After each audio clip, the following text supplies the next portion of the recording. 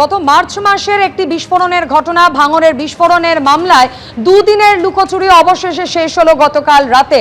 দুদিন ধরে টানা তল্লাশি অভিযানের পর গতকাল রুবি মোড়ের কাছ থেকে প্রাক্তন তৃণমূল বিধায়ক শওকত মোল্লা, তাকে এনআইএ আধিকারিকরা গ্রেফতার করলেন ফোনের টাওয়ার লোকেশন ট্র্যাক করে। এবং ভাঙড় বিস্ফোরণ কাণ্ডের এই তদন্তে আজ শওকত মোল্লাকে তোলা হবে ব্যাংশাল আদালতের এনআইএ কোর্টে।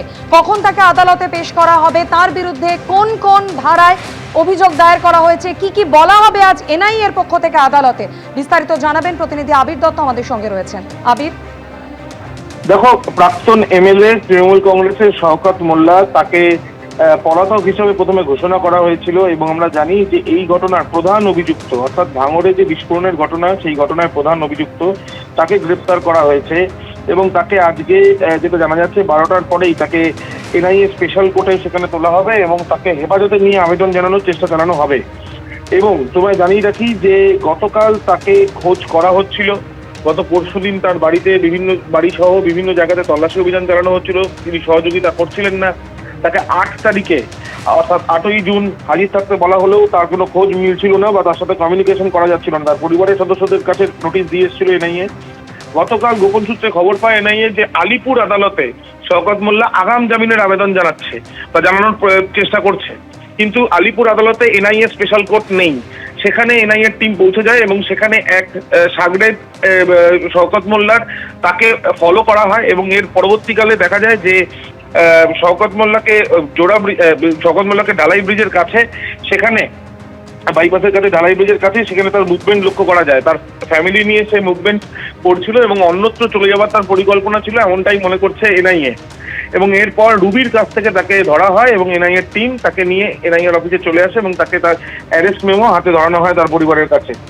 ইতিমধ্যে যেটা জানা যাচ্ছে যে এই যে গ্রেফতার করা হয়েছে শওকত মোল্লাকে, পুরো যে পরিকল্পনা করা হয়েছিল ইলেকশনের আগে, অর্থাৎ বিধানসভা নির্বাচনের আগে বোমা তৈরি করা এবং ভয়ের বাতাবরণ তৈরি করা, এবং সেইটা করতে গিয়ে একজন ব্যক্তির মৃত্যু এবং একজন আহত হন এবং তারপর আহত হন বেশ কয়েকজন, দুজনের মতন। এবং এই আহত এবং যার মৃত্যু হয়েছে তাদেরকে নিয়ে যাতে কেউ সন্দেহ না করে অন্যত্র চলে যাওয়ার এই যে পরিকল্পনা করা হয়েছিল, সেই অন্যত্র চলে যাওয়ার পরে সেখান থেকে তারা ভেবেছিল যে কোনোভাবেই এই ঘটনা যাতে সামনে না আসে। স্থানীয় বাসিন্দারা তারা কিন্তু বিস্ফোরণের শব্দ শুনে তারা আন্দাজ করছিলেন যে বেশ কয়েকজনকে যেতেও তারা দেখেন এবং সেই তথ্যের ভিত্তিতে পুলিশ প্রথমে তদন্ত শুরু করে, একজনকে গ্রেফতার করে, পরবর্তীকালে তদন্তভার হাতে নিয়ে এনআইএ নির্বাচন কমিশনের নির্দেশে এই তদন্ত এমএইচ এর অর্ডারে তারা শুরু করে এবং একজনকে গ্রেফতার করে। যেদিনকে তল্লাশি অভিযান চালানো হচ্ছিল সেদিনকে আরও এক ব্যক্তিকে, মোট 3 জনকে গ্রেফতার করা হয়েছিল। চতুর্থ হিসাবে গ্রেফতার করা হলো প্রাক্তন তৃণমূলের এই বিধায়ক শওকত মোল্লাকে।